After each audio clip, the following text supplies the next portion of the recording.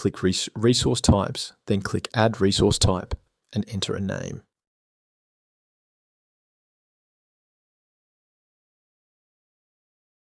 Add the required skills for this resource type. Click Save, return to Settings.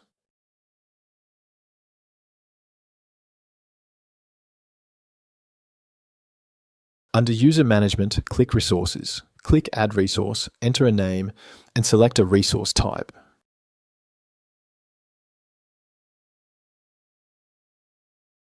Select the resource type you just created.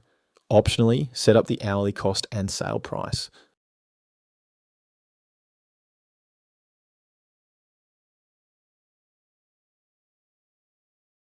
Optionally, set up the default users. Click Save.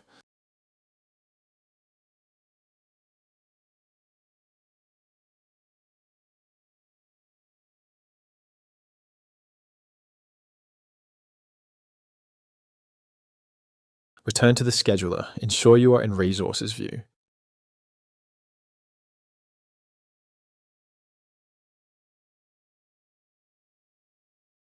Toggle to switch between User View and Resources view. Select a job to schedule.